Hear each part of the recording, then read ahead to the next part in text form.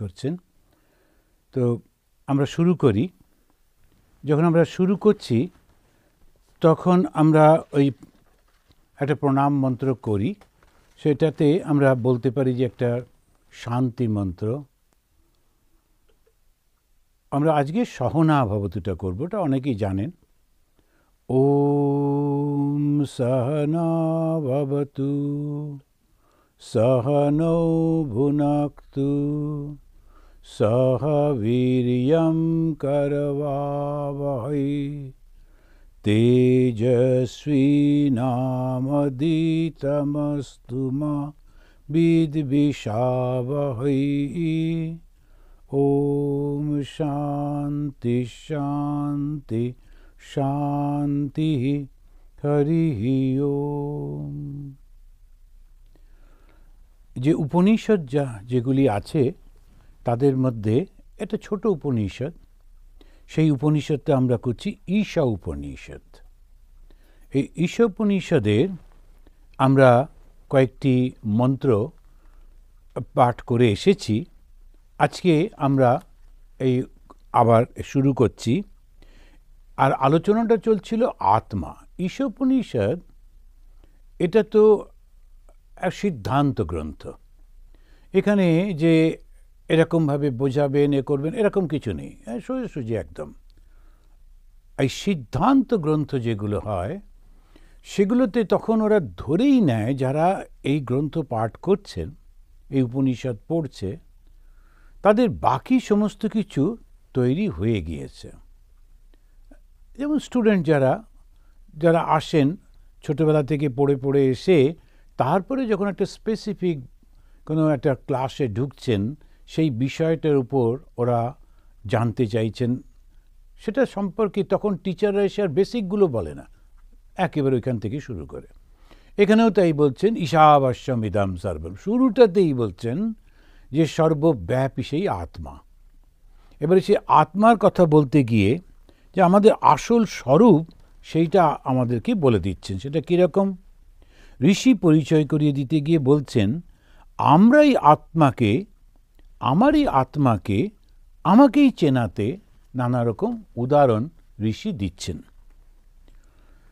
এখন কেন এরকম উদাহরণ দিচ্ছেন আমারই আত্মাকে আমাকে চেনাতে? কেন তার কোনো উপায় নেই।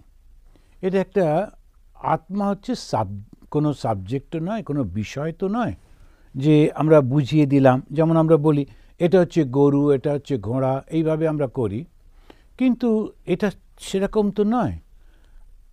আমি আমাকে বোঝাবো কি করে, কেমন করে বোঝাবো? তো সেই জন্যে উনি বলছেন যে চতুর্থ মন্ত্রে যেরকম আমরা পড়েছি, স্থির থেকেও গতিশীল। কতগুলো কিরকম উদাহরণ দিচ্ছেন। স্থির থেকেও তিনি গতিশীল, নড়ছেন না। আবার সঙ্গে সঙ্গে বলছেন তীব্র গতিতে যাচ্ছেন। এই যে দু ধরনের কথা বলছেন, তা অ্যাপারেন্টলি যারা ওই বেসিকটা নেই, যারা ধারণা করেনি কি এই জিনিসটা আত্মাটা কি, তাদের কাছে এটা ভীষণ কনফিউজিং হবে। একটা জিনিস সেটা কখনো নড়ে না, আবার সেটাকেই বলা হচ্ছে এটা তীব্র গতিতে চলছে। আবার বলছেন যে তিনি স্থির থেকেও গতিশীল, অনিযত মানে অচল, একম এক, সেই যে ব্রহ্ম, মনসৌজবীয়, মনের থেকেও তিনি গতিশীল। ইনি এক, দ্বিতীয় নেই, দুই নেই, বহু নেই। এই কথাটা একটু যদি মাথায় রাখি। এখন দুই যদি থাকে তখন আমাদের মনে হয় এক দুইয়ের কাছে যাচ্ছে বা দুই একের কাছে আসছে, জায়গাটা একটু ভাগ হচ্ছে, সময় একটা দিয়ে।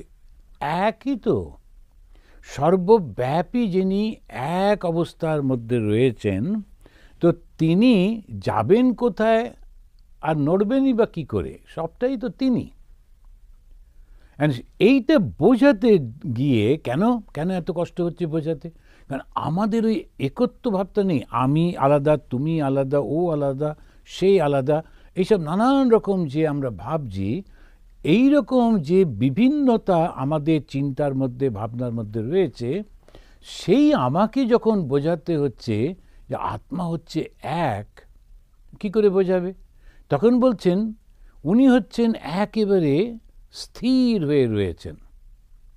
ইনি এক, মনের থেকেও গতিশীল, অর্থাৎ তুমি কোথায় যাবে ওটা তো অলরেডি ওখানে রয়েছে। ব্রহ্মত্ব সর্বব্যাপী, তিনি যদিও স্থির তবুও অন্যান অতি এতি, অন্য সব কিছুকে তিনি অতিক্রম করে যাচ্ছেন। অতি এতি, অতিক্রম করে যাচ্ছেন।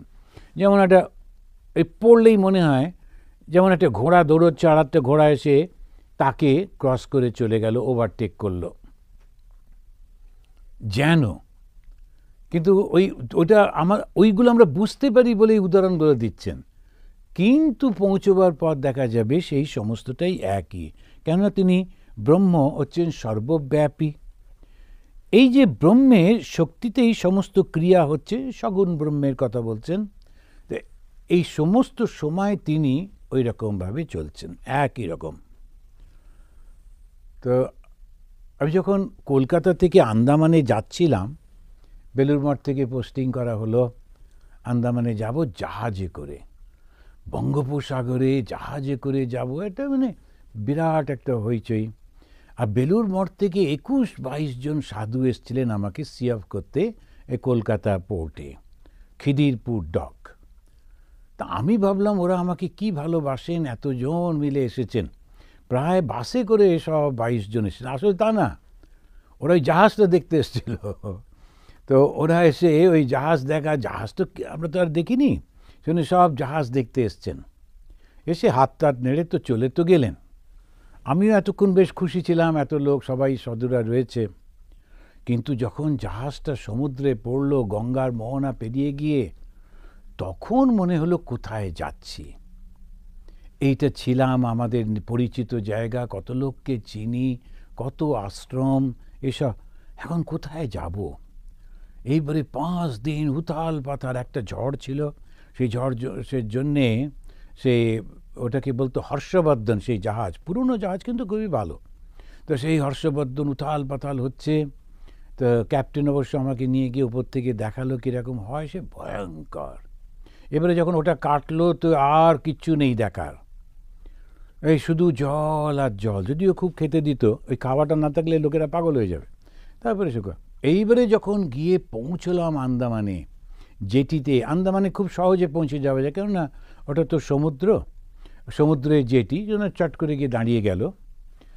তখন দেখছি ছোট ছোট কয়েকটা বাচ্চা, তারা দাঁড়িয়ে আছে, ঠাকুরমা স্বামীজির ছবি, হাতে মালা।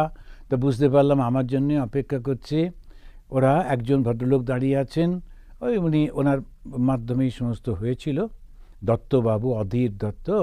তো তখন মনে হলো যে সমস্ত ছেড়ে ছুড়ে যখন যাচ্ছি, মনে ভেবে মরি কি জানি কি হবে। কিন্তু নতুনের মাঝে তুমি পুরাতন, সে কথা যে ভুলে যায়, দূরকে করেছ নিকট বন্ধু, পরকে করেছ ভাই। ওই যে সেই কবিতায় রয়েছে যে পুরনো আবাস ছেড়ে যাই যবে, মনে ভেবে মরি কি জানি কি হবে। কিন্তু যখন ওখানে গিয়ে পৌঁছলাম তখন দেখলাম সেই বন্ধু, কেন ঠাকুরই তো রয়েছেন। ওই সেই আবার মহারাজ বলে ডাকা, আবার প্রণাম করা, ফুলের মালা দেওয়া, সব কিছুই হচ্ছে। এইটা থেকে আমরা একটা উদাহরণ দিতে পারি যে ভগবান কিন্তু অনেক আগে পৌঁছে গেছেন। আমি ভাবলাম আমি ঠাকুরকে ওখানে প্রতিষ্ঠা করব, গিয়ে দেখলাম ঠাকুর ওখানে অলরেডি পৌঁছে গেছেন।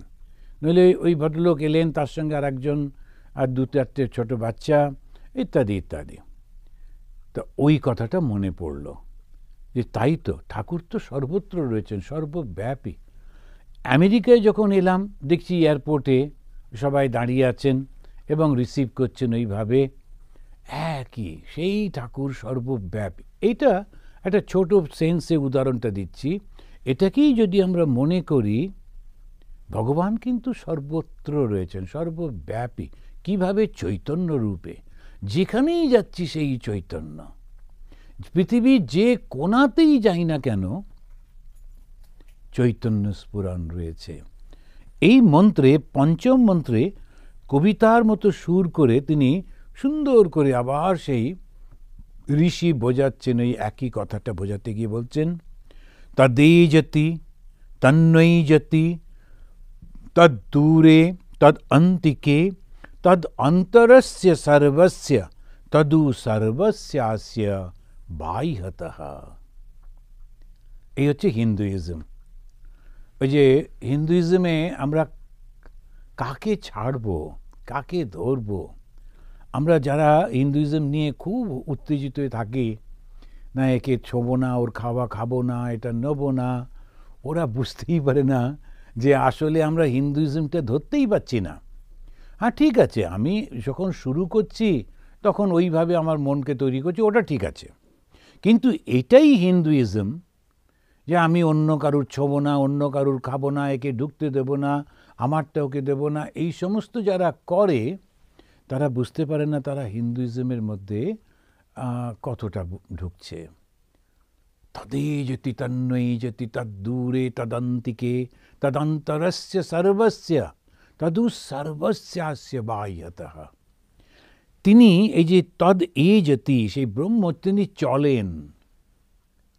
তদ এজতি, এজতি মানে চলছেন। তৎ না এজতি, না মানে না।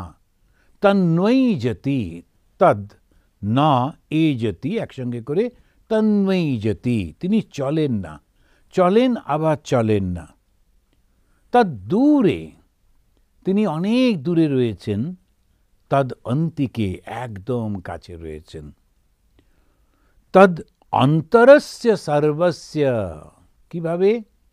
তিনি সবার অন্তরের মধ্যে রয়েছেন। অন্তরস্য সর্বস্য তদ উ সর্বস্যাস্য বাহ্যতঃ, আবার তিনি সকলের বাইরেতেও রয়েছেন। এটাকে ইংলিশে যদি বলা যায়, বলতে হবে স্যাচুরেটেড। স্যাচুরেটেড, এই যে শব্দটা, মানে প্রত্যেকটি কোনায় কোনায় তিনি রয়েছেন। বলা যাবে না যে এইখানটায় তিনি নেই, সর্বত্র সর্বব্যাপী তিনি রয়েছেন। এই হচ্ছে হিন্দুইজম।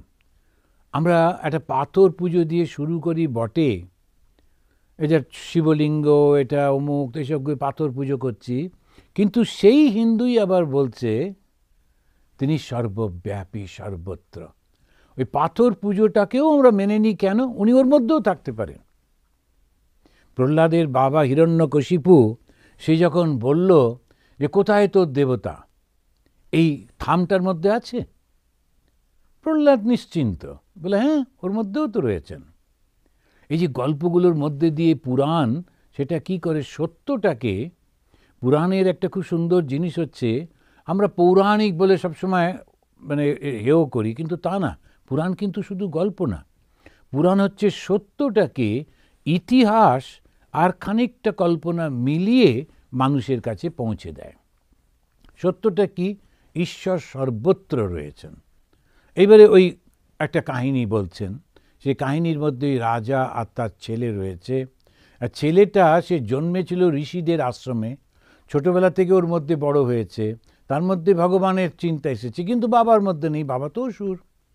এবারে ঝগড়া হচ্ছে ছেলে আর বাবার।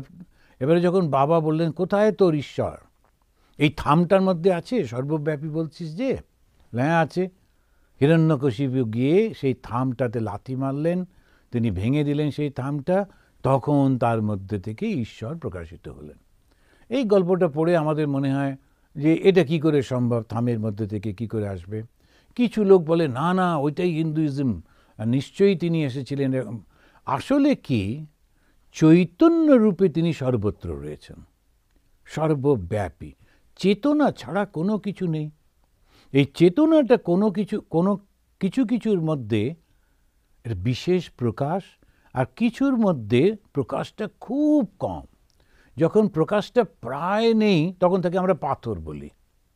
ইট কাঠ পাথর যেন ওর মধ্যে প্রকাশ নেই, কিন্তু আছে তো চৈতন্য। চৈতন্য ছাড়া তো হতে পারে না, সব কিছুর মধ্যে রয়েছে। তো সেটা তিনি কি বলছেন, তদ অন্তরস্য সর্বস্য, তিনি সকলের অতি নিকটে, কাছে রয়েছেন। তদ উ সর্বস্যাস্য বাহ্যতঃ, সর্বস্যাস্য আবার সকলের বাইরেতে রয়েছেন। তো একটা খুব সুন্দর এই হিন্দি একটা কাপলেট আছে। মহাপুরুষরা তো ওরা সবাই তো একই রকম অভিজ্ঞতা হচ্ছে। তো উনি বলছেন, मैं को कहाँ ढूंढो बंदे, मैं तो तेरा पास मो, खोजोगे तो अभी मिलूंगा, पल भर के तल्लास मो। আমাকে তুমি কোথায় খুঁজছো বন্ধু, আমি তোমার একেবারে কাছে রয়েছি। मैं को कहाँ ढूंढो, কে বলছেন? ভগবান বলছেন। কোথায় তুমি খুঁজছো? এই হিমালয়ে যাচ্ছি, এই সমুদ্রের তীরে যাচ্ছি, গঙ্গাসাগর সমস্ত খুঁজে বেড়াচ্ছি, কিন্তু আসলে আমি কোথায় আছি? ওই যে আমার হিয়ার মাঝে লুকিয়েছিলে, দেখতে তোমায় পাইনি, আমি দেখতে তোমায় পাইনি, রবীন্দ্রনাথের ওই গানের মধ্যে। আমার হিয়ার মাঝে লুকিয়েছিলে। আবার নানান রকমের গল্পের মধ্যে দিয়ে এটাই বোঝাবার চেষ্টা হয়। তো বলছে যে ভগবান তিনি মানুষ সৃষ্টি করে তারপর একটু নিজেই বিপদে পড়লেন, যে এত বুদ্ধিমান আমাকে ঠিক খুঁজে বের করে ফেলবে। একবার খুঁজে বের করলে তখন তো খেলাটা জমবে না, না? এখন বুড়ি ছুঁয়ে ফেললে তো খেলা জমে না। যেমন ভগবান শ্রীরামকৃষ্ণদেব বলছেন যে বুড়ি যদি ছুঁয়েই দিল তাহলে খেলা জমবে কি করে? সেই জন্য ওরা চান না যে চট করে খেলাটা শেষ হয়ে যাক। ভগবান মানুষ সৃষ্টি করলেন, করে তার মধ্যে ওই চিন্তাটা দিলেন যে যদি তুমি আমাকে খুঁজে বের করতে পারো তখন তুমি মুক্ত হয়ে যাবে। ঈশ্বর লাভ মানে মুক্ত হয়ে যাওয়া। কিসের থেকে? এই খেলা থেকে। খেলাটা কি? জন্ম মৃত্যু জরা ব্যাধির এই চক্র। তা এটা থেকে মুক্ত হতে চাইলে ভগবানকে দর্শন করতে হবে। মানুষ যা বুদ্ধিমান, ও ঠিক আমাকে খুঁজে বের করে ফেলবে, খেলাটা জমবে না। তা কি করা যায়? তখন যেন ওই নারদ এসে বলছেন যে প্রভু এক কাজ করুন, ও সব জায়গায় খুঁজবে, শুধু নিজের অন্তরের মধ্যে খুঁজবে না। আপনি ওর অন্তরের মধ্যে গিয়ে বসে থাকুন, সেটাতে ও খুঁজবে না। সেই জন্যে প্রভু যেন আমাদের অন্তরের মধ্যে ঢুকে পড়লেন। আমরা বাহির পানে চোখ মেলেছি, ভিতর পানে চাইনি। আমার হিয়ার মাঝে লুকিয়েছিলে, দেখতে তোমায় পাইনি। তো আমার হৃদয়ের মধ্যে তুমি যে বসে আছো, তো আমি তোমাকে দেখতে পাইনি কেন? আমি বাইরেটা খুঁজছি তো, সব কিছুর মধ্যে কোথায় ভগবান, কোথায় ভগবান।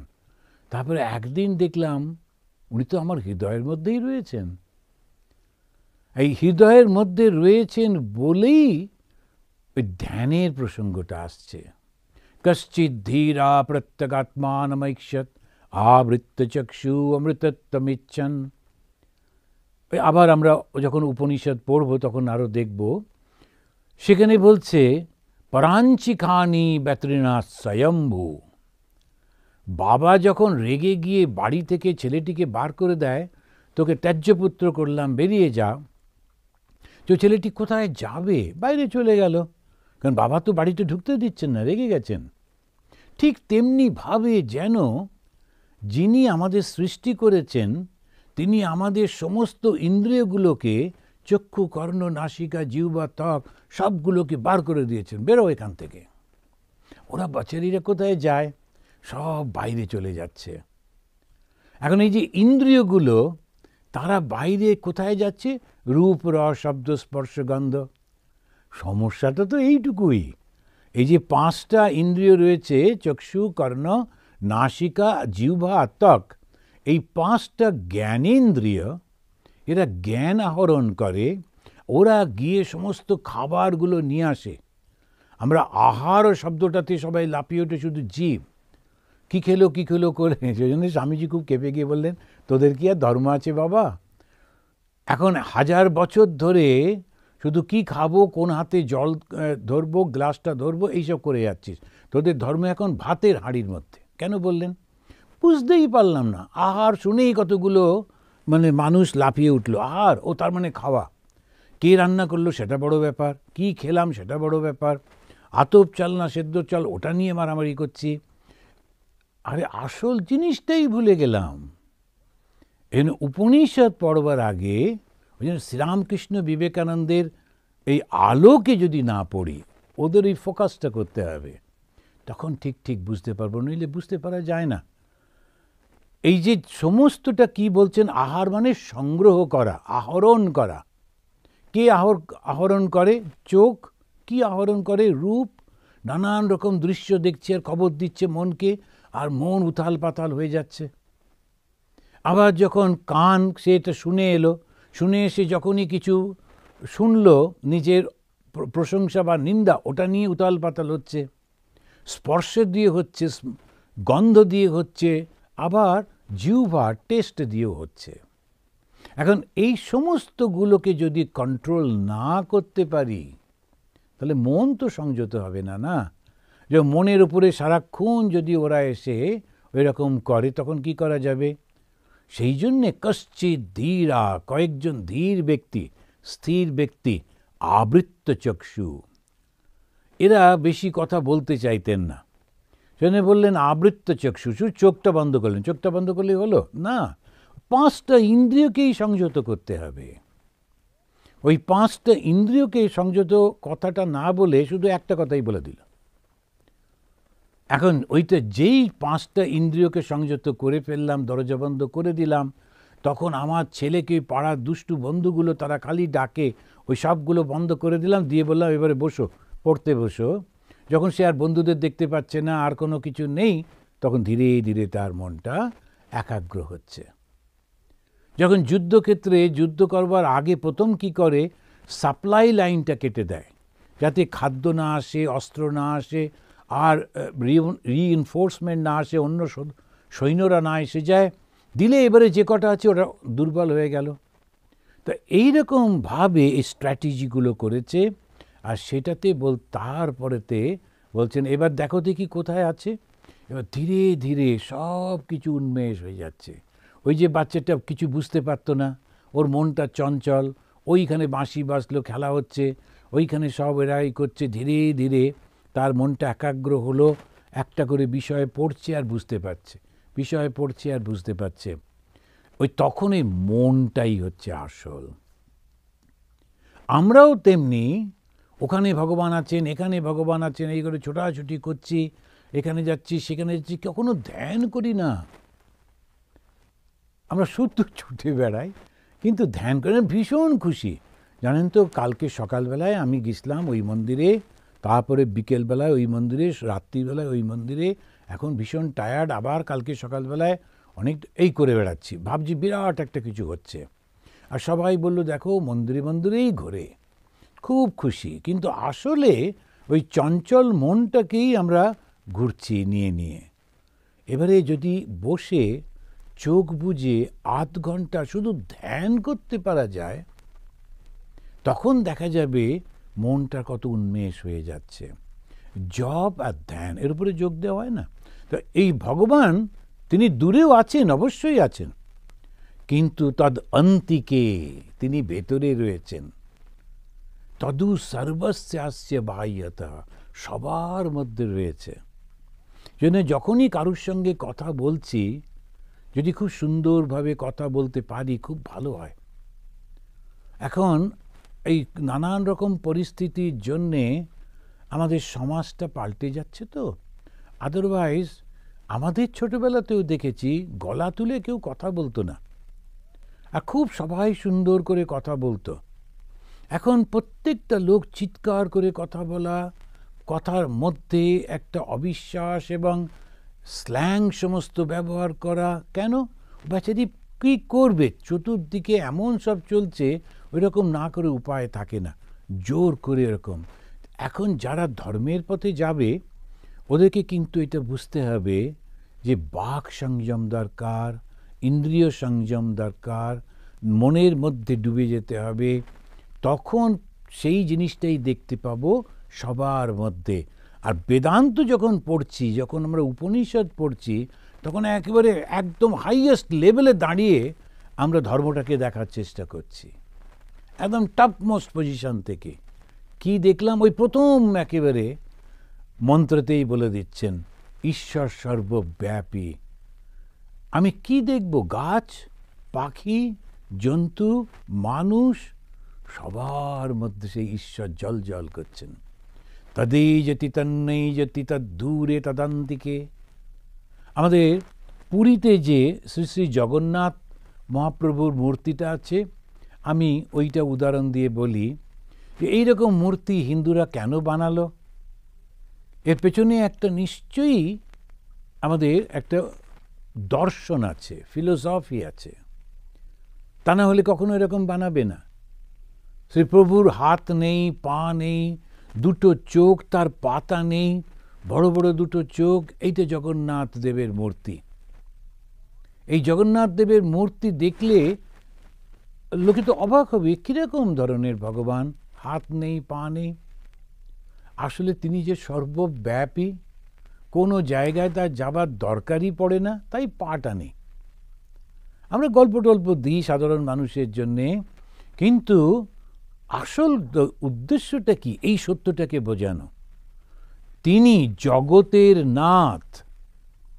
এই জগৎ যেটা আমরা দেখছি, এই যে ফেনোমেনা, এই যে সমস্ত কিছু, তার প্রভু হচ্ছেন তিনি। আর তিনি সর্বব্যাপী, সর্বদা তিনি সেখানে রয়েছেন। ওর চরণের দরকার নেই, পায়ের দরকার নেই, যেতে হবে না। সেই জন্যে জগন্নাথের চরণ নেই। ইচ্ছা মাত্রে সমস্ত কর্ম হয়ে যাচ্ছে, হাত দিয়ে কিছু করতে হবে না, ওই জন্যে তার হাত নেই। কিন্তু তিনি দ্রষ্টা, সাক্ষী, চুপ করে বসে বসে দেখছেন, ওই জন্যে চোখের পাতা নেই। আমরা যদি এইটা বুঝতে পারি, তাহলে ওইখানেতে অনেক সময় আমরা তুমি ঢুকবে না, তুমি এসো, তোমাকে আমরা করব না, এই যে যারা বলছেন, তারা ভগবানের দরজাতে দাঁড়িয়েই বুঝতে পারছেন না যে জগন্নাথ শব্দটার অর্থটা কি, কেন প্রভুর চরণ নেই, কেন প্রভুর হাত নেই। আবার একটু হাত পা না থাকলে কেমন লাগে বলে সোনার হাত পা বানিয়ে রেখে দিয়েছে। দরকার নেই। এই দর্শনটা যদি বুঝতে পারি, কি অসাধারণ। তিনি সর্বব্যাপী, এটা একটা অ্যাবস্ট্রাক্ট আইডিয়া। অমূর্ত এই যে চিন্তা, সেটাকে মূর্তির মধ্যে এনেছে। ভেবে দেখুন তো কি বুদ্ধি, এই যে অসাধারণ বুদ্ধি এই হিন্দুদের, ওই অমূর্ত একটা ভাব। তিনি সর্বব্যাপিত্বকে বোঝাবে কি করে, ওই ছোট্ট করে তার পাটি নেই, সেই জন্যে তিনি সর্বশক্তিশালী। ইচ্ছা মাত্র সমস্ত কিছু জগৎ সৃষ্টি হয়ে যাচ্ছে। একহম বহু শ্যামভি, আমি একা, আমি বহু হব, সঙ্গে সঙ্গে সব কিছু হয়ে গেল। একটু একটু করে কি হলো? ইন্দ্র বলে না, একসঙ্গে হলো। শুধু যদি জিজ্ঞেস করা হয় কবে হলো, তখন স্বামীজি বলছেন, Hindus are bold enough to say we do not know. কবে সৃষ্টি হয়েছে ওটা বলা চলবে না, জানে না। ঈশ্বরের, ভগবানের ইচ্ছা মাত্র হয়েছে এবং অনন্তকাল ধরে এটা চলছে। তিনি আবার নিজের মধ্যে এটাকে নিয়ে নিচ্ছেন, তিনিই প্রকাশিত করছেন, তিনি এর নানান রকম রূপ ধরে লীলা করছেন। আমরা ওইটা বুঝতে পারি না বলে কান্নাকাটি করছি। আর এই যে পড়ছি, যেটা আজকে পড়ছি কেন, ওটা বোঝার জন্যেই। আর যেই বুঝে যাব তখন কি হবে, এই পরবর্তী শ্লোকগুলোতে তখন দেখব তিনি বুঝিয়ে দিচ্ছেন যে তদ্দূরে অজ্ঞ যারা, তারা মনে করে ঈশ্বর শুধু ওখানে থাকেন। শুদ্ধ শুক্রবার দিন আমরা যদি যাই তাহলে হয়ে গেল, কিংবা রবিবার গিয়ে যদি হাঁটু গেড়ে বসি তাহলে হয়ে গেল, বাকি দিনগুলোর কোনো দরকার নেই। বা একটু সকালবেলা ঠাকুরকে ধূপ ধুনো দিয়ে দিচ্ছি, বাস, আর কোনো দরকার নেই সারাদিন। তা কিন্তু না, তিনি সারাক্ষণ আমার সঙ্গে রয়েছেন, সারাক্ষণ আমার মধ্যে রয়েছেন। আবার কেউ কেউ বলে যে এই রকম অবস্থায় ঠাকুরকে ভোগ দিতে নেই। বাড়িতে কেউ মারা গেলেন কিংবা সন্তান জন্মালো, তখন বলছে যে না, আমরা ঠাকুরকে কি খেতে দিতে পারি? একজন জিজ্ঞেস করছিলেন আমাকে, আচ্ছা মহারাজ, ঠাকুরকে কি খেতে দিতে পারি? আমাদের এরকম একজন মারা গেছেন। আমি বললাম, আপনারা সবাই না খেয়ে রয়েছেন? তো বললেন না, সেরকম না। তখন তাহলে ভগবানকে কেন খেতে দেবেন না? তিনি আপনাদের বাড়িরই লোক। তো বাড়িতে যে বয়স্ক ভদ্রলোক রয়েছেন, তাকে যদি খেতে না দেন, তাহলে আপনাদের আবার এই সিস্টেমটা অনেক দিন কন্টিনিউ করবে। কেন উনিও আবার, যে ভগবান না করুন, চলে গেলেন, খেতে দিলেন না 13 দিন ধরে, তখন কি হবে? এখন এই যে ভাবগুলো যদি বুঝতে পারি, এই নয় যে আমাদের ইগনোর করতে হবে। আমরা ভগবানকে কেন খেতে দেব না? আমি যেটি খাবো সেটা প্রথমেই তাকে উৎসর্গ করব। কেন? আমার মধ্যেই তো রয়েছেন। এতে ফলটা কি হবে? যা খাচ্ছি মনে মনে আমি ঈশ্বরকে অর্পণ করে খাচ্ছি। তখন লোকেরা হাসাহাসি করে, ও মা, এরকম কখনো হয় নাকি? কিন্তু আসলে কি জানেন, আমার প্রত্যেকটার অবস্থাতেই ভগবানকে স্মরণ করছি। আর যেই প্রতিটি মুহূর্তে সারাক্ষণ ভগবানকে স্মরণ করছি, আর এই স্মরণের ফলে যত ঈশ্বরকে স্মরণ করছি তার সৃষ্টিটা ততই পেছনে পড়ে যাচ্ছে। ভগবান শ্রীরামকৃষ্ণদেব যেমন বলছেন, যত তুমি পূর্ব দিকে যাবে পশ্চিমটা ততই পেছনে পড়ে থাকবে। জোর করে ঠেলে ঠেলে পশ্চিমকে সরাবার দরকার নেই। আমি একেবারে এইটা করব না, সেইটা করবো না, এর কোনো দরকারই নেই। যদি তোমার মনটা ঈশ্বরকে দিয়ে দিলে তাহলে আর কোনো কিছুই অসুবিধে থাকলো না। তা একটা জিনিস আমাদের মনে রাখতে হবে, চৈতন্য যাকে আমরা ঈশ্বর বলি, ভগবান বলি, তিনি আছেন, এই বিশ্বাসটা মনের মধ্যে প্রথম আনতে হবে। কি করে আনবো? আমি তো তাকে দেখিনি, ওই আর একটা ভুল। যে অনেক কিছুই তো আমরা দেখিনি, তাহলে আমরা জানলাম কি করে? পৃথিবীর কটা লোক তারা জানে যে এই দিল্লিতে আমাদের একটা ভারতবর্ষের রাজধানী? কটা লোক পৃথিবীর গেছে দিল্লিতে? কিন্তু ওরা যারা পড়াশুনো করেছে তারা জানে ভারতবর্ষের রাজধানী দিল্লি, আমেরিকার রাজধানী ওয়াশিংটন, এসব আমরা জানি। কি করে জানলাম? কতগুলো লোক লিখে দিয়েছে। তো ওই লোকগুলো যে মিথ্যে কথা বলছে না, তাটা কি করে বুঝবো? আমরা বিশ্বাস করেছি তো। এবং যারা যারা আসা যাওয়া করছেন তারা ওটাকে কিন্তু বলছেন না না এরকম আছে। এইবারে এই সেম উদাহরণটা যদি ভগবানের দিকে দিই, ঋষিরা বললেন এই সমস্ত জগৎ যেটা দেখছো ওই চৈতন্যময়, এর নাম ব্রহ্ম।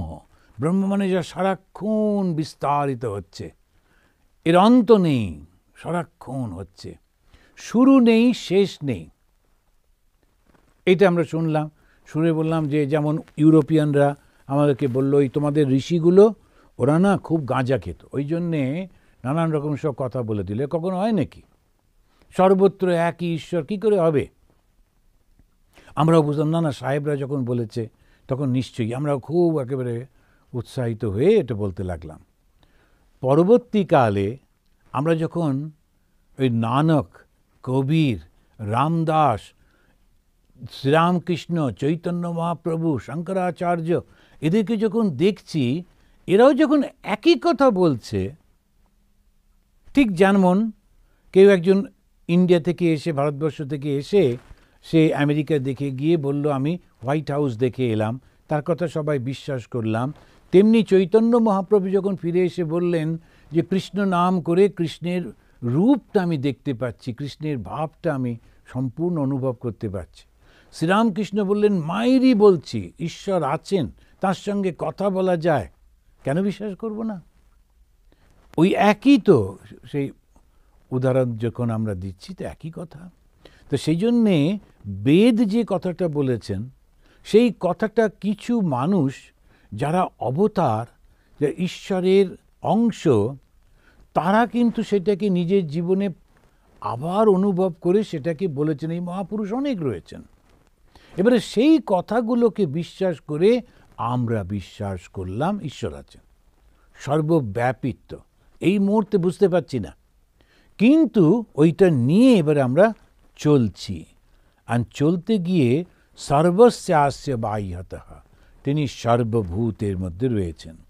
নিত্যকে মানলে লীলাকে মানতে হয়, তা না হলে যিনি স্থির তিনিই হচ্ছেন শিব, আবার যখন লীলা করছেন তিনি কালী। ভগবান শ্রীরামকৃষ্ণদেব তিনি তন্ত্রের দৃষ্টি দিয়ে এটাকে বোঝালেন। নিত্যকে মানলে লীলাকে মানতে হয়। তা লীলাটা কি? আমরা লীলাটাকে অস্বীকার করি। লীলাটা কি? এই যে জগৎটা রয়েছে, তাহলে জগৎটা কি? মিথ্যা। মিথ্যা কীরকমভাবে মিথ্যা?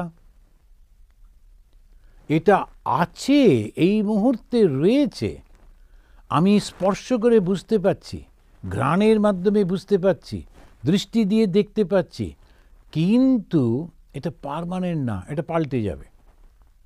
সেই জন্যে মিথ্যা। সত্য মিথ্যা মানে যে এটা ছিলই না এরকম কিন্তু না। আছে বটে, কিন্তু চিরদিন তো এরকম থাকবে না।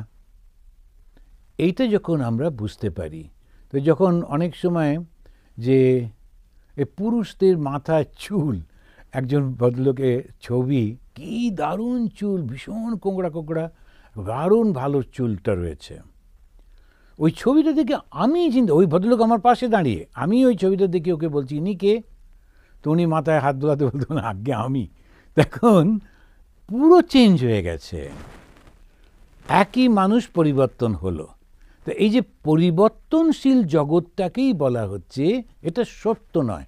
সত্য মানে চিরস্থায়ী নয়, এটা মিথ্যা, এই হিসেবে মিথ্যা। এখন এই যে এই হিসেবে যে মিথ্যা, তখন তিনি বলছেন, ভগবান শ্রীরামকৃষ্ণ বলছে, তাই দুটোকেই তো মানতে হয় না। যেমন আমার যে পরিবর্তন হচ্ছে এটাও তো মানতে হবে, আর ওই পরিবর্তনটাও কিন্তু তাঁরই লীলা। এবারে ঠাকুর উদাহরণ দিতে গিয়ে বলছেন যে যদি তুমি বেলের ওজন করতে চাও, তাহলে বেলের খোলাটা এবং ওর ভেতরে যে বীজগুলো রয়েছে, সেই বীজগুলো সবটা নিয়ে তো ওজন করতে হবে, তাহলে পুরো ওজনটা পাবে কি করে? শুধু যে শ্বাসটা আমরা খাবো ওইটাই যদি ওজন করে বলো বেলের ওজন এতটা, ভুল হয়ে যাবে না? জগতের সবটা নিতে হবে। বেদান্ত যখন বলল এই জগৎটা মিথ্যা, ওই মিথ্যা মানে এই সেন্সে, যখন আমি দেখছি এই যে একটা বড় লোক, গ্রোন আপ ম্যান পারসন, সে দেখছে একটা বাচ্চা খেলা করছে, দুটো তিনটে বাচ্চা খুব সিরিয়াসলি বসে খেলছে, ও দেখছে। এখন কি ওই ভদ্রলোক, তিনি কি খেলাটা দেখতে পাচ্ছেন না? পুরো পাচ্ছেন। তিনি কি ওই পুতুলগুলো থেকে দেখতে পাচ্ছেন না? পুরো পাচ্ছেন। এবারে বাচ্চাগুলো পুতুলগুলোকে যে দৃষ্টি দিয়ে দেখছে, উনি কিন্তু সেই দৃষ্টি দিয়ে দেখছেন না, এইটুকু পার্থক্য। বাচ্চাটা, সেই শিশুটা যখন ওই কুকুরের যে একটা ছোট্ট পুতুল, সেটাকে নিয়ে ও ভাবছে কুকুরটা ঘেউ ঘেউ করছে, তখন তার বন্ধুকে বলছে, এই তোর ওটাকে সরা, আমার কুকুরটা রেগে গেছে, ঘেউ ঘেউ করছে, কামড়ে দেবে কিন্তু। এবারে আমরা যখন বসে বসে দেখছি বাচ্চাগুলো খেলছে, আমাদের খুব মজা লাগছে, আর ভাবছি কীরকম বোকা, দেখো এরকম সব বলছে। কিন্তু ওই বাচ্চাটা যখন কুকুরটাকে ধরে রেখেছে এবং তার বন্ধুকে বলছে যে শিগগির তোর পুতুলটাকে সরা, তোর বাচ্চাটাকে সরা, নইলে আমার কুকুর ওকে কামড়ে দিতে পারে, ও কিন্তু একদম সত্য দেখছে। এবং ওই তার বন্ধুও কিন্তু তাড়াতাড়ি করে তার সেই ছোট্ট পুতুলটিকে সরিয়ে নিল, ওর কুকুর যেন কামড়ে না দেয়। এখন এটাকে আপনি কি বলবেন, সত্য না মিথ্যা? সত্যও বটে, মিথ্যাও বটে। আর সেই জন্যে বলা হলো, যারা জ্ঞানী তাদের কাছে এই জগৎটা মিথ্যা, কিন্তু যারা অজ্ঞানী তাদের কাছে এই জগৎটা সত্য। যেমন ওই শিশুর কাছে তার খেলাটা, পুতুল নিয়ে খেলাটা, এইটা যদি বুঝতে পারি তাহলে আর কোনো অসুবিধে থাকে না। এখন জগতে যারা খুব কান্নাকাটি করছে, সংসার টংসার, তাদের মধ্যে একটা ভাব রয়েছে। এখন আমাদের এক ওই ব্রহ্মচারী, তো সে আর আমি গেছিলাম একজনের বাড়িতে, একদম নতুন নতুন ব্রহ্মচারী হয়েছে, বেদান্ত বেদান্ত পড়ছে টড়ছে, তাদের প্রচণ্ড উৎসাহ। এখন আমরা খেতে বসেছি, স্বামী আর স্ত্রী, স্বামী খুব বড় অফিসার, আমাদের সঙ্গে বসে খাচ্ছেন। এবারে জিজ্ঞেস করছেন, মহারাজ একটু কিছু উপদেশের কথা বলুন। তখন এই ব্রহ্মচারী, ও 10-15 দিন হয়তো, মানে 1 মাস হলো এসছে, ওকে বলছে, আপনি তো বদ্ধ হয়ে রয়েছেন, বিবাহিত জীবন, সুতরাং আপনি এই বেদান্ত বুঝতে পারবেন না, মিথ্যা মায়ায় জড়িয়ে রয়েছেন। ওই বউটা কিন্তু পাশেই দাঁড়িয়ে রয়েছে, সেই খাবার দিচ্ছে। আমি দেখছি সর্বনাশ করেছি, যদিও রেগে যায় খাবারটা বন্ধ করে দেবে। তো যাই হোক, ওরা তো জানে, যে হাসছেন, হ্যাঁ মহারাজ কী করবো, মায়ার মধ্যে যাও, আপনি ভালো করে খেয়ে নিন, তারপরে একটু আশীর্বাদ করে দেবেন। এখন বলে একটু মজা করলো। এখন ওই যে ব্রহ্মচারী যে কথাগুলো বলছে, ওর কিন্তু কোনো অনুভব হয়নি, আমার অনুভব হয়নি, আমরা শুধু বইতে পড়েছি, সেই জন্যে ওই কঠোরভাবে কথাটা বলতে পারলাম। কিন্তু শ্রী শ্রী মার কাছে যখন একজন মহিলা এসে কাঁদছেন, তার সন্তান মারা গেছে, তার ব্রহ্মচারী সে এসে ওই মহিলাকে, ও চিৎকার করে মায়ের বাড়িতে ঢুকে কাঁদছে, তো ও বলছে, এই এত জোরে জোরে আওয়াজ করছো কেন, মা ডিস্টার্ব হয়ে যাবে, বিশ্রাম করছেন, আর এই জগৎটা অনিত্য, তোমার সন্তান মারা গেছে, তো কি হলো? মা ছুটে ছুটে নেমে এসছেন, ওই মহিলাকে জড়িয়ে ধরে ওই মহিলার থেকে আরও জোরে জোরে কাঁদছেন, তার সমস্ত দুঃখটা যেন নিজের মধ্যে টেনে নিচ্ছেন। তারপরে ওই মহিলাই মাকে বলছেন, থাক মা, তুমি আর দুঃখ করো না, যার জিনিস তিনিই নিয়ে নিয়েছেন। মা বললেন, হ্যাঁ, তুমি আর দুঃখ করো না। এবারে মা তাকে সান্ত্বনা দিয়ে পাঠিয়ে দিলেন। আমরা কি দেখলাম? আমরা যারা শুধু বই পড়ি, শাস্ত্র অনুভব করতে পারছি না, এ ভুল করে ফেলি, এই ব্যবহারের মধ্যে ভুল হয়ে যাচ্ছে। মা জানেন জগৎটা মিথ্যা, ওর সন্তান, ওর বিবাহ, ওর সংসার সব কিছু মিথ্যা। মিথ্যা মানে ওই কিছুদিনের জন্যে, কিন্তু তথাপি যখন ব্যবহারিক, এই ব্যবহারের মধ্যে কখনো যেন কাউকে আঘাত না দেওয়া হয়। কেন? ওর মধ্যেও তো সেই চৈতন্য স্বরূপ রয়েছেন, এই মুহূর্তে সেটা প্রকাশিত নেই। তা আমরা এই এতটা পড়লাম যে তিনি দূরে, তিনি কাছে, তিনি অন্তরের মধ্যে, তিনি বাইরে, তিনি ছাড়া আর কোনো কিছু নেই। এরপরেতে ষষ্ঠ সিক্সথ যে মন্ত্রটা, সেখানে উনি বলছেন ওই কথাটাকেই আর একটু অন্যরকমভাবে বলতে গিয়ে বলছেন, ইয়স্তু সর্বাণি ভূতানি আত্মন্যেবনুপশ্যতি সর্বভূতেষু চ আত্মানম তত ন বিজুগুপ্সতে। এই যে বলছিলাম, ওই শিশুরা যখন খেলা করছে, তার মধ্যে একটা বাচ্চা পুতুল, সে ভেঙে গেল, তার মারা গেল, তার সে কান্নাকাটি হচ্ছে নানা রকম, আর একটা বয়স্ক লোক বসে বসে দেখছে। এই দুজনের দৃষ্টিভঙ্গির কোথায় পার্থক্য হচ্ছে? একজন অজ্ঞানী আর একজন হচ্ছে জ্ঞানী, এই দুটোর মধ্যে পার্থক্য হচ্ছে, এই অজ্ঞানী আর জ্ঞানীর মধ্যে। যিনি জ্ঞানী তিনি কিন্তু জানেন যে ওটা সত্য নয়, আর যে অজ্ঞানী ওটাকে সত্য মনে করে কান্নাকাটি করে, টাকা পয়সা জমিয়েই চলেছে, তারপরে কি করবে সেটা জানে না, কিন্তু কাউকে দেবে না, নিজেও ব্যবহার করবে না, কোনো কিছু এই করে যাচ্ছে। শেষকালে একদিন পট করে মারা গেল, বাস হয়ে গেল, তারপরে যে যা পারলো নিল, কিংবা গভর্নমেন্ট নিয়ে নিল, কিংবা যা এটা হলো। ওর কি হলো কিছুতেই বুঝতে পারা যায় না। হাত দুটো এই জন্মর সময় আমরা বন্ধ করে আসি, খুলতে পারি না। সেই জন্য এই হাতটা যে খোলা, এটা আমাদের রঙ্গনাথনজি মহারাজ বলতেন যে এইটা মানুষ ছাড়া কেউ পারে না। ভগবান বুদ্ধ এই মুদ্রাটা দেখাচ্ছেন, এই মুদ্রা হচ্ছে যে তোমাকে আশীর্বাদী মুদ্রা, আমার কিছু চাই না, তুমি সব না, যত এটা চাও নিয়ে যাও। আমি কেন চাই না? কেননা আমি জানি তো এটা জগৎটা মিথ্যা, আমার যেটুকু হলে চলে যায়, বাস ওটাতে আমি খুব খুশি আছি। এখন নিয়েও কিন্তু শান্তি হয় না, তো ইয়স্তু সর্বাণি ভূতানি আত্মন্যেব অনুপশ্যতি। ইয়ঃ তু হচ্ছে যস্তু, ইয়ঃ প্লাস তু ইয়স্তু, যিনি, আত্মনি এব হচ্ছে আত্মন্যেব, আত্মনি প্লাস এব আত্মন্যেব, নিজের অন্তরেতেই সর্বাণি সমস্ত ভূতানি প্রাণীদের অনুপশ্যতি দেখতে পান, এবং সমস্ত প্রাণীদের মধ্যে নিজের আত্মাকে দর্শন করেন। না বিজুগুপ্সতে, তখন আর ঘৃণা করতে পারেন না, নিন্দা করতে পারেন না। কি করে ঘৃণা করবেন, কি করে নিন্দা করবেন? কেননা এই সবই তো একই না, তিনি কি করে কি করবেন? সর্বত্র এক এবং অদ্বিতীয় সত্তাকে দেখার ফলে, অনুভব করার ফলে, অভিজ্ঞতা হবার ফলে, আত্মজ্ঞান বা ব্রহ্মজ্ঞান হয়ে যাওয়ার ফলে সে আর কাউকে নিন্দা করতে পারে না। একেই বলে আধ্যাত্মিকতা। Religion matures into spirituality. তো রিলিজিয়নটা যখন ম্যাচিওর অবস্থায় গিয়ে পৌঁছয়, তখন বলে আধ্যাত্মিকতা। ঠাকুর এটাকে বলছেন জ্ঞান আর বিজ্ঞান। ঠাকুরের তো খুব সিম্পল, খুব সুন্দর করে ভগবান শ্রীরামকৃষ্ণ। আজকে একটি আমেরিকান ভদ্রলোক ফোন করেছিলেন, ও দেখছি বলছে ঠাকুর ঠাকুর, ঠিক উচ্চারণ হচ্ছে না, কিন্তু আমি বললাম আচ্ছা, ডু ইউ নো শ্রীরামকৃষ্ণ?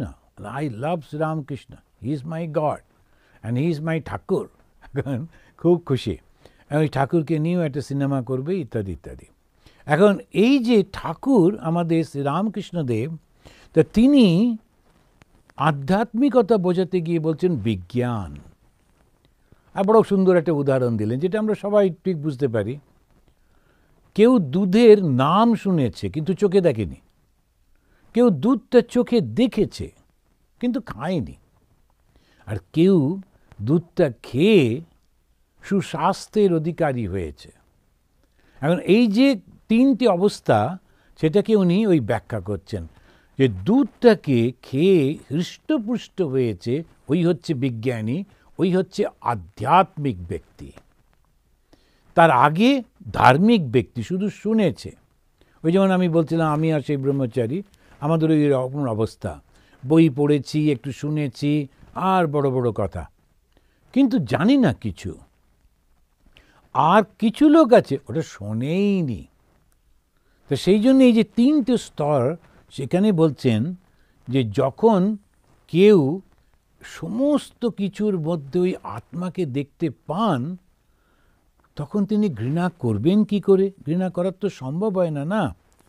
তখন স্বামী বিবেকানন্দ তিনি একটা খুব সুন্দর কথা বলছেন স্পিরিচুয়ালিটির ব্যাপারে বলতে গিয়ে, আমি কোট করছি, ইংলিশে বলছেন, do not care for doctrines, do not care for dogmas, not sects, not churches, not temple. They count for little compared with the essence of existence in each man, which is spirituality. Spirituality মানে সেই যে আত্মা, প্রত্যেকের মধ্যে যে আত্মা রয়েছে, যে চৈতন্য রয়েছে, সেইটাকে অনুভব করা। আর এইটা আমার দর্শন, এইটা আমার ভাব, এইটা আমার মন্দির, এইটা আমার চার্চ, এইসব করা, ওগুলো তো বাইরে। সেই জন্যে এসেনশিয়াল যেটা অনুভব করা, যে আমার অন্তরের মধ্যে সেই স্বয়ং ঈশ্বর রয়েছেন। And the more this is developed in each man, এই যে ভাবটা যত বেশি মানুষের মধ্যে আসবে, the more powerful he is for good, তত সে ভালো হবে, ভালোর জন্যে সে অনেক বেশি উপকারী হবে। আধ্যাত্মিকতা মানে এই জ্ঞানটা। কি জ্ঞান? সবার মধ্যে তিনি রয়েছেন, সমভাবে রয়েছেন। কারুর মধ্যে এই জ্ঞানটা এলো, কারুর মধ্যে এলো না, কিন্তু কেউ বুঝতে পারছে, কেউ বুঝতে পারছে না, কিন্তু ভাবটা সেই একই রয়েছে। সবার মধ্যে তিনি বর্তমান রয়েছেন। এখন এই রকমভাবেই যখন আমরা দেখছি, তখন হচ্ছে এই উপনিষদের এইটা হচ্ছে মাহাত্ম্য। এরপরে পরের যে মন্ত্রটা তিনি বলছেন, একটু অন্যরকমভাবে এইটাকেই বোঝাচ্ছেন। এই যে সমস্ত ভাবগুলো নিয়ে চলেছে একটা দিকে, লক্ষ্যটা কি? এইটা অনুভব করো, প্রত্যেকের মধ্যে সেই চৈতন্য বিদ্যমান। আঘাত দেব কি করে, কষ্ট দেব কি করে, অপমান করব কি করে? সেজন্য আমি কারুর কাছ থেকে সাহায্য নিয়ে বা তার সেবা নিয়ে তাকে ব্যবহার করলাম, আর যখন কাজে লাগলো না, ব্যাস ফেলে দিলাম। এই যে ভাবটা, এটা অত্যন্ত অন্যায়। সেজন্য অনেক সময় আমরা ধার্মিক ব্যক্তি যাদেরকে বলি, তারাও ভুল করে ফেলেন। প্রত্যেকটি মানুষের মধ্যে যে চৈতন্য রয়েছে, সেটাকে তাকে জাগ্রত করতে সাহায্য করা পরিপূর্ণভাবে। যদি একবার সেই তুরীয়ানন্দজি মহারাজ, তো তিনি তার ব্রহ্মচারীকে একটু বকাবকি করছেন, তো তারপরে সেই ব্রহ্মচারীটি চলে যাবার পর আর একজন সাধু ওনাকে বলছেন, মহারাজ ও আপনার এত সেবা করে, তা আপনি ওকে এত বকলেন। তখন উনি বলছেন, ও কতটুকু সেবা করে? এটা আমার শরীরের সেবা করে, একটু খেতে দেয়, একটু এই করে ও করে। আমি ওর সেবা করি সমানে, যাতে ওর মনটা এই জগতের মধ্যে না জড়িয়ে যায়, ও যাতে আত্মিক জ্ঞান লাভ করতে পারে, আমি সমানে সেবা করে চলেছি। তা এই যে সেবাটা করা বলছে কিভাবে, তুরীয়ানন্দজি মহারাজের মধ্যে তো ওই জ্ঞান রয়েছে, যে ওর মধ্যেও সেটা রয়েছে, কিন্তু দুঃখ হচ্ছে ওটা বুঝতে পারছে না, তাই ওর অহংকারটাকে চূর্ণ করবার জন্য একটু বকছেন। তো এই ভাবের মধ্যে দিয়ে আসতে হয়। এবারে সপ্তম মন্ত্রে বলছে, ইয়স্মিন সর্বাণি ভূতানি আত্মা বাভুদ্বিজানতঃ তত্র কো মোহ কা শোক একত্বম অনুপশ্যতঃ। একই ওইটাকে আর একটু করে বললেন, আত্মা এব অভুদ্বিজানতঃ। আত্মাই সমস্ত প্রাণীতে বস্তুতে প্রকাশিত হচ্ছেন, এই জ্ঞান যার হয়ে গেল, আত্মা এব অভূত বিজানতঃ, যে বিশেষ করে যে জেনে গেল, যে এই জ্ঞানটা যার হয়ে গেল যে আত্মাই সব কিছু, তখন কো শোক কো মোহ, তার শোক এবং দুঃখ কি করে হবে? মোহ বা ভুল আর শোক বা দুঃখ কোনোটাই তার হবে না। কহ শোক কহ মোহ। এখন এটা খুব সুন্দর করে বললেন, শোক এবং মোহ এটা কখনো হয় না।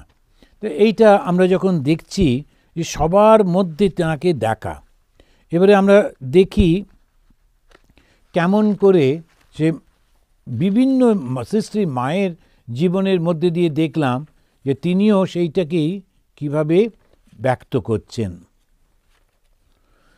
এখানে শ্রী শ্রী মায়ের আত্মজ্ঞান হবার পর আমার মধ্যে যাকে দেখছো তাকেই কিন্তু তুমি দুলে বাগদি সবার মধ্যে দেখতে পাবে, শ্রী মা বললেন।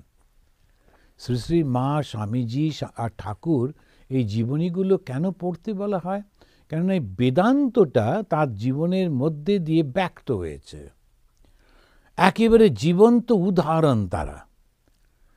শ্রী মা তিনি ব্রাহ্মণ ঘরের বিধবা মহিলা তখনকার দিনে, এখনকার নয়। এবং সেই সময়ে তিনি কিন্তু দুলে বাগদি, ওই যে তথাকথিত নিচু যাদেরকে আমরা বলতাম, তাদের ছায়া গায়ে পড়লে সেই আমাদের সেই সব ব্রাহ্মণরা লাফিয়ে গিয়ে গঙ্গা স্নান করে আসতেন। এবং দক্ষিণ ভারতের দিকে আরও ভয়ঙ্কর ছিল, তা ঘণ্টা বাজাতে বাজাতে যেতে হবে যে আমি চণ্ডাল আসছি, আমি নিচু জাত, ওগো তোমরা উঁচু জাতের লোক, তোমরা সব লুকিয়ে পড়ো, লুকিয়ে পড়ো, চোখ বন্ধ করো, আমি চণ্ডাল আসছি। ভাবতে পারেন এই ভারতবর্ষ যেখানে এই বেদান্ত যেখানে বলছে সর্বভূতে সেই ঈশ্বর রয়েছেন, কিন্তু কি অদ্ভুতভাবে বিকৃত একেবারে অর্থটা করেছে। আমি উঁচু জাত, এই করে করে করে করে দীর্ঘদিন। সেই জন্যে শ্রীরামকৃষ্ণদেব এসে ব্রাহ্মণ ঘরে জন্মালেন। এবং কীরকম ব্রাহ্মণ? তার বাবা ঠিক ঠিক একেবারে ব্রাহ্মণ, সত্য থেকে বিচ্যুত হব না, এই ব্রাহ্মণ তিনি। যারা শ্রীরামকৃষ্ণের জীবনী পড়েছেন আপনারা জানেন, ক্ষুদিরাম চট্টোপাধ্যায়, তিনি মিথ্যা বলবো না বলে সব তার চলে গেল। এত ধানের জমি, তারপরে গোলা ভর্তি ধান, গরু, পুকুর ভর্তি মাছ, সব কেড়ে নিল, তবু ভয় পেলেন না, মিথ্যা কিছুতেই আশ্রয় করব না। সেই জন্যে ওই আমি একজন বলছিলেন, মহারাজ যে কি করা যায়? আমি বললাম, মিথ্যা যারা বলছে ওদের সাপোর্ট করবেন না, বাস তাহলেই হবে। এখন একটু আধটু মিথ্যা, অনেক বেশি মিথ্যা, এটার মধ্যে যেতে হবে। সবাই মিথ্যা বলছে, এখন করবেনটা কি? যারা একদম প্রত্যেকটা ভাবের মধ্যে মিথ্যা বলেছে, কথা দিয়ে কথা রাখে না, ওদের সাপোর্ট করতে নেই, একেবারে সত্য থাকতে হবে। এখন এই যে সত্য থাকতে হবে, সেই সত্যটা কীরকম? মা বলছেন, আমার শরৎও যেমন ছেলে, আমজাদও তেমনি ছেলে।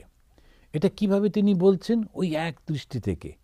এই নয় যে হিন্দু মুসলমান সব আমরা একই বৃন্তে দুটো ফুল, এগুলো সব ঠিক আছে, কিন্তু মা যখন বলছেন তখন কিন্তু উনি বলছেন অন্য একটা দৃষ্টিভঙ্গি থেকে। সেটা কি? ওই সবার মধ্যে চৈতন্যকে তিনি উপলব্ধি করেছেন, দেখেছেন বলে কাউকে ফেরাতে পারছেন না। কয়েকটি লোক এসছে তাদের গ্রামে, সাপ খেলা দেখাবে, গ্রামে আর সাপের খেলা কে দেখবে? কিন্তু মা লক্ষ্য করলেন যে ওরা বড় একটা পুরো দল, ছেলে মেয়ে সব ঘুরছে, বাবা মা, কিন্তু খাওয়া হয়নি। একটু কেউ যদি সাপের খেলা দেখে, একটু পয়সা দেয়। তখন উনি ডাকলেন, ডেকে বললেন, আমি সাপের খেলা দেখব। এখন মা যখন চেয়েছেন, এবারে সাপের খেলা হলো। মা কিন্তু ওদের জন্য রান্না টান্না করে রেডি করে রাখলেন। যেই খেলা শেষ হলো, বললো, হ্যাঁ এত বেলা হয়ে গেছে, যাও একটু তেল নাও, গিয়ে স্নান করে এসো। আমরা মায়ের জীবনীতে এই ঘটনাগুলো পড়ি, কিন্তু এর মধ্যে দিয়ে যে বেদান্তটা কিভাবে প্রকাশিত হচ্ছে অনেক সময় বুঝতে পারি না। মনে করি একটা ইমোশন, একটা ভালোবাসা। গরিব মানুষদের আমরা অনেকেই সেবা টেবা করি টরি, কিন্তু মা গরিব বলে দেখছেন না, এই এককে দেখছেন, দুই দেখতে পাচ্ছেন না। ওই ওদেরকে তেল দিলেন, তারপরে গিয়ে ওরা পুকুরে স্নান করে এলো, তারপরে খেতে দিলেন, খাবার পর ওরা তো আপ্লুত, টাকা পয়সা দিলেন। ওরা এতটা আশা করেনি। খুব একেবারে ওরা মায়ের পায়ের উপর মাথাটা রেখে প্রণাম করছে। তাহলে মায়ের বাড়িতে যে অন্য মহিলারা ছিলেন তারা চেঁচামেচি করছেন, এই এরা তো সমস্ত অচ্ছুত, এরা গিয়ে যে মাকে ছুঁয়ে দিল, আবার মাকে স্নান করতে হবে ইত্যাদি। তো বলছে, মা তুমি ওদের মাথায় হাত দিও না। মা আবার মাথায় হাত দিয়ে আশীর্বাদ করছেন। তখন ওরা বলছে, মা ওদের ছুঁয়ো না, ওগুলো সমস্ত নিচু জাত। তো মা খুব মজা করে আর অনুযোগে সুরে বলছেন যে, তাই তো দেখ দেখি, একেবারে পায়ের উপরে মাথাটা রেখে প্রণাম করছে, একটু আশীর্বাদ না করলে হয়? মা ওদেরকে বোঝাবার চেষ্টা করছেন না, কেন বুঝতে পারবে না।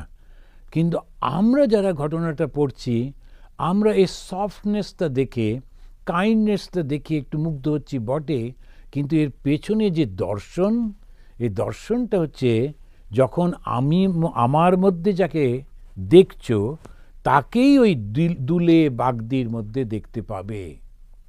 ওই হচ্ছে দর্শন। একত্বম অনুপশ্যতি। এখন তার কোনো শোক থাকে না, তার কোনো মোহ থাকে না। তো আনন্দে আমরা যাব কি করে, পৌঁছবো কি করে? একত্বের মধ্যে দিয়ে। শ্রীরামকৃষ্ণ তিনি রাস্তা দিয়ে যাচ্ছেন, ওই বারাঙ্গনাদের দেখে তিনি খুব উৎসাহিত হয়ে, মা তোর বুঝি এইরকমভাবে আজকে সাজতে ইচ্ছা হলো? তিনি কিন্তু বারাঙ্গনা দেখতে পাচ্ছেন না, তিনি দেখছেন সেই জগজ্জননী মাকে। একত্বম অনুপশ্যতি। আবার যখন যে থিয়েটারে যারা তখন কাজ করতেন, যে তাদের কাছে যাচ্ছেন বিনোদিনী নটি, তাদের কাছে গিয়ে মাথায় হাত দিয়ে আশীর্বাদ করছেন। যখন ওরা কাঁদছে আর বলছে, আমাদের কৃপা করো, চৈতন্য তোদের তো হয়েই রয়েছে মা। এই যে কথাগুলো বলছেন, এই চৈতন্যর মধ্যেই তো তোমরা রয়েছ। কে কোথায় রয়েছে সেটা বড় কথা নয়, কি পোশাক পরছে এটা বড় কথা নয়, কি খাবার খাচ্ছে ওটা বড় কথা নয়, কি ভাষায় কথা বলছে ওটা কোনো কিচ্ছু এসে যায় না। শুধু মন, এই মনটা যখন একেবারে ভগবানের চরণে গেছে, ওই ঠিক হচ্ছে ব্রাহ্মণ। ওই ব্রাহ্মণ তখনই সেই ঈশ্বরকে দেখতে পায়। স্বামী বিবেকানন্দ তিনি যখন ক্ষেত্রীতে সে রাজবাড়িতে গেছেন, সেখানে তাকে সেলিব্রেট করা হচ্ছে, তখন একজন বাইজিকে নিয়ে এসছে, যে বাইজি এসে গান করবেন। স্বামীজি বাইজির গান সাধুরা শুনবে না, এটা ঠিক উচিত না। তখনকার দিনে ইয়েতে তিনি উঠে চলে যেতে যাচ্ছেন। আপনারা যারা স্বামীজির বই পড়েছেন আপনারা জানেন, জীবনীতে সেই বিখ্যাত সেই গানটা ওই বাইজি গাইলেন, প্রভু মেরে অবগুণ চিতনা ধর, সমদর্শী হয় নাম তিহার, চাহে তো পার কর। সুরদাস সেই গানটা গাইছেন, প্রভু মেরে অবগুণ চিতনা ধর, সমদর্শী তুমি। সঙ্গে সঙ্গে স্বামীজির মধ্যে একটু মানে ভুল করে ফেলছিলেন, সঙ্গে সঙ্গে তার চৈতন্য এলো, মা আমি কি করে এরকমভাবে দেখছি। সত্যিই তো প্রত্যেকের মধ্যে সে একই জিনিস বিদ্যমান রয়েছেন, না বিজুগুপ্সতে। সে কিন্তু তখন কাউকে সে নষ্ট করতে পারে না। এখন আমরা এই আত্মাই সব কিছুর মধ্যে রয়েছেন, এইটা আমরা দেখছি। আমার মনে হয় আজকে আর হবে না, অনেকটা সময় হয়ে গেল। এইটুকু আমরা আজকে যে শিক্ষাটা নিলাম, এই যে জ্ঞানটা প্রাপ্ত হলাম, সেটা হচ্ছে এই মুহূর্তে অনুভব করতে না পারলেও বুদ্ধির দ্বারা যদি এইটা বুঝতে পারি যে একই বহু হয়েছেন, সেই কারণে আমি কাউকেই নিন্দামন্দ করতে পারি না, হিংসা করতে পারি না। যদিও বাস্তব জীবনে যেমন যেমন ব্যবহার করা উচিত সেরকম করব। এটা যখন আমি বাস্তব জীবনের মধ্যে কাজ করছি তখন কিন্তু আমি অফিসের বস, আমাকে সবাইকে বলতে হবে এই কাজ করো। ছেলে মেয়ে তাদেরকে শাসন করতেই হবে। না ওর মধ্যেও ভগবান আছেন, জাগি জাগোরা যা খুশি করুক, ওটা ভুল হয়ে যাবে। সুতরাং এইটুকু আমরা বুঝে যদি করতে পারি, প্রত্যেকের মধ্যেই তিনি রয়েছেন, প্রত্যেকেই সেইভাবে প্রকাশিত হচ্ছে, ঈশ্বরই নানান রূপে প্রকাশিত হচ্ছেন, এটা হচ্ছে জ্ঞান। এইটা অনুভব করতে হবে, লাভ করতে হবে। এবং সেটা কেমন করে লাভ করব? বারংবার সেইটাকে মনের মধ্যে এনে। তা খুব ভালো লাগলো। আবার সকলে সুস্থ থাকুন, আনন্দে থাকুন।